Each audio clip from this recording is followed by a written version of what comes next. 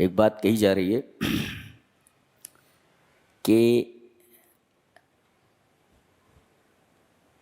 اللہ تبارک و تعالی جس کو چاہے اس کو ہدایت دیتا ہے. کیسے بتائے گا؟ غور سے دیکھیں. فَمَن يُرِدِ اللَّهُ أَن يَهْدِيَهُ، اللہ چاہتا ہے کہ اس کو ہدایت دے تو کیا کرتا ہے؟ یشرح صدرہ للاسلام، اسلام اور ایمان کے لیے اس کے سینے کو کھول دیتا ہے. جی یہاں لفظ کا استعمال کیا گیا یشرح.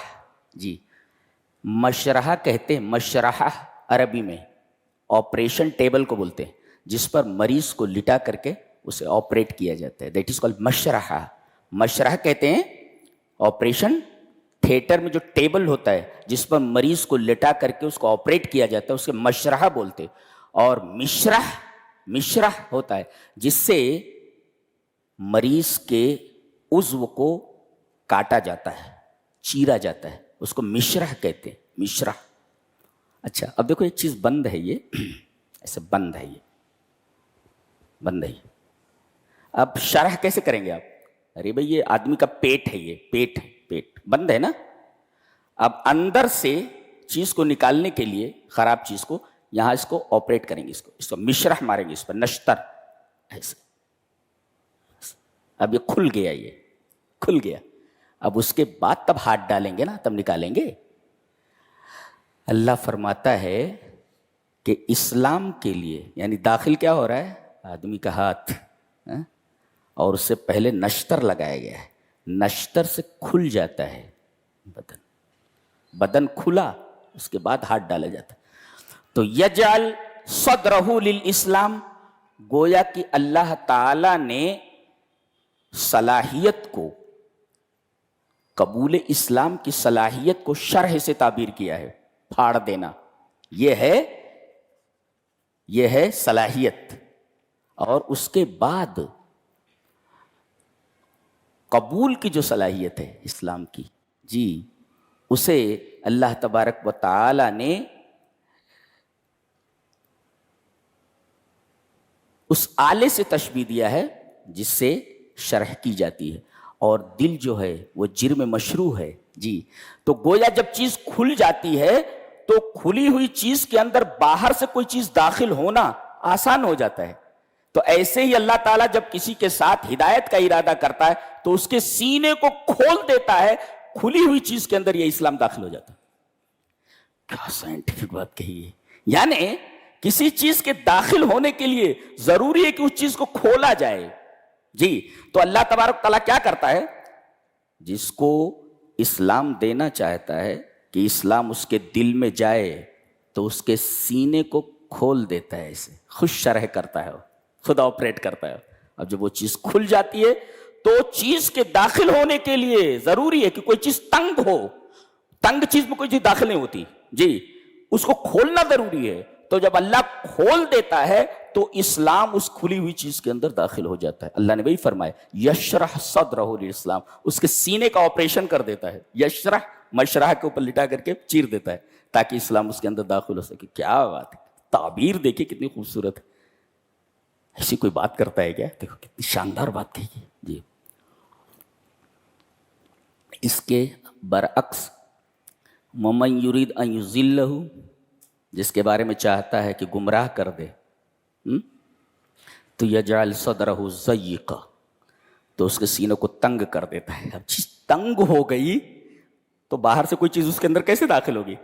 باہر سے کسی چیز کے اندر داخل ہونے کے لیے ضروری ہے کہ وہ چیز کھلی ہوئی ہو، تنگ نہ ہو. تو یجعل صدرہ ضیقا. اور اس کے بعد تعبیر کتنی اچھی ہے، ضیقاً حرجاً. حضرت عمر رضی اللہ تعالیٰ عنہ نے ایک دفعہ اس کو حرجن پڑھا، رے کے زبر کے ساتھ، بفتح الرائی. تو بعض صحابہ نے پڑھا حرج بکسر الراء. تو حضرت عمر نے کہا بنو مدلج کے کسی چرواہے کو بلاؤ. چرواہے ان کی عربی بڑی اچھی ہوتی تھی، شاندار عربی ہوتی تھی. کسی نے لکھا ہے کہ وہ سورہ کہف میں الرقیم کا کیا مطلب ہے؟ بعض لوگ کہتے ہیں کہ جب اصحاب کہف مر گئے 300 سال کے بعد اٹھائے جانے کے بعد زندہ رہے پھر مر گئے تو ان کی قبریں بنا دی گئیں اور قبروں پر کتبے لگا دیے گئے کہ یہ صاحب ہیں، تو اس کتبے کو رقیم کہتے ہیں۔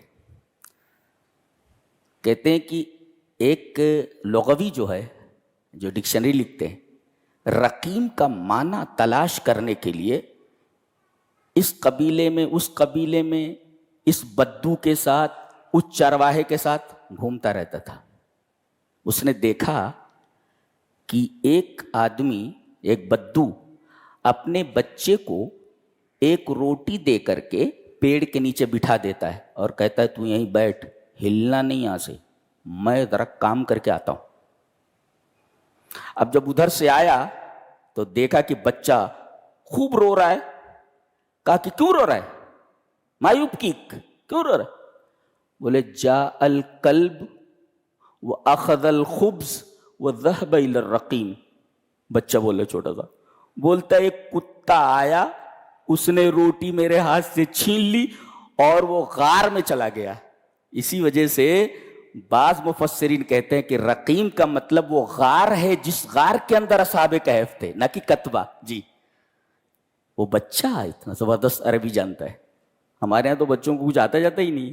جی، جاء الکلب واخذ الخبز وذهب الى الرقیم، کہ کتا آیا، روٹی لے لیا اور وہ غار میں چلا گیا۔ کیا بولتا ہے؟ تو حضرت عمر نے کہا کہ بنو کنانہ کے کسی راعی کو، کسی شیفرڈ کو بلایا جائے، چرواہے کو۔ آیا، کہا کہ حرج کا تم کیا معنی لیتے ہو؟ ما معنی الحرج عندکم، تمہارے نزدیک حرجہ کا کیا معنی ہوتا ہے؟ یہ وہی نا، ضیقاً حرجاً، حرجہ کا کیا معنی ہوتا ہے؟ کہا کہ شجرۃ بین اشجار، ایسا درخت جو کئی درختوں کے درمیان ہو، یعنی بہت سارے درخت ہوں اور ان درختوں کے بیچ میں ہو۔ لا تصل الیہ راعیۃ وحشیہ، کوئی جانور اس کا پتا کھانے کے لیے وہاں تک نہ جا سکے اور نہ کوئی چرواہا جا سکے۔ یعنی اتنے گھنے درختوں کے درمیان وہ درخت ہے کہ کوئی نہ چرواہا وہاں پہنچ سکتا ہے کہ پتیاں توڑنے، اور نہ کوئی جانور وہاں تک پہنچ سکتا ہے کہ وہ پتے کھا لے۔ حضرت عمر نے فرمایا کذالک قلب المنافق لا یصل الیہ شیء من الخیر، ایسے ہی کافر اور منافق کا دل ہوتا ہے کہ وہاں تک کوئی خیر کی چیز نہیں جا سکتی۔ کتنے بڑے لوگ ہوتے ہیں یہ، بڑے لوگ ہیں یہ سب، کتنے بڑے لوگ ہیں۔ سائنس نہ پانی بھرے ان کے ہاں، یہ وہ لوگ ہیں جو کسی کالج میں نہیں گئے، جی صرف مدرسۃ الرسول کے اندر انہوں نے پڑھا ہے، جناب محمد الرسول اللہ صلی اللہ علیہ وسلم کی مسجد میں انہوں نے پڑھا ہوا ہے، یہ وہاں کے اسٹوڈنٹس ہیں۔ جی اللہ۔ اور حرج کے بعد ایک مثال دی گئی ہے، کانما یصعد فی السماء، جیسا کہ اسے آسمان میں چڑھایا جا رہا ہو۔ آسمان مس بلندی، کل ما علاک فاظلک والسماء، کوئی بھی چیز جو تم سے بلند ہے، جیسے سحاب کو بھی سما بولتے، بادل کو بھی، اس لیے کہ ہم سے اوپر ہے، تو کوئی بھی چیز جو ہم سے اوپر، کل ما علاک، ہر وہ چیز جو تمہارے اوپر فہو سما، اسے سما کہہ سکتے ہیں آپ۔ اتنا تنگ کی مثال دی جا رہی، کیا زبان ہے، اللہ اکبر، رب ہی بول سکتا ہے ایسا۔ کانما یصعد فی السماء، جیسا کہ اسے آسمان پر چڑھایا جا رہا ہو، بلندی پر۔ دیکھو ہم لوگ سائنس میں پڑھتے ہیں، ہمارے ہاں بچوں کے اسکول میں پڑھایا جاتا ہے، ہمارے خود کے اسکول میں، ہمارا جو اسکول ہے بچوں کو پڑھایا جاتا ہے کہ جب اوپر سے تم نیچے آتے ہو، اوپر سے نیچے آتے ہو، تب تم کو تھکن نہیں ہوتی، آرام سے نیچے اتر جاتے ہو، طاقت نہیں لگتی؟ بولے نہیں، آرام سے۔ چڑھنا ہوتا ہے تو بولے تکان ہو جاتی ہے، اوپر چڑھو تو یصعد فی السماء، اوپر کی طرف چڑھو تو تکان ہو جاتی۔ کیوں؟ اس لیے کہ یہاں دو مجہودات ہیں، دو کوششیں ہیں، ایک ایکشن ہے، عمل ہے آدمی کا، چڑھ رہا ہے، اور پیچھے سے قوت کشش، گریوٹی اس کو کھینچ رہی ہے، گویا کہ کوئی آدمی جا رہا ہو تو کسی کی ٹانگ پکڑ کر پیچھے سے کوئی کھینچ رہا ہو تو گویا کہ ایک عمل ہے، اس کے مقابلے میں پیچھے کی طرف ری ایکشن ہے، جی یہ ایکشن ہے پیچھے کی طرف سے، قوت جاذبیہ کا، گریوٹی کا ایکشن ہے، اسی وجہ سے آدمی تھک جاتا ہے۔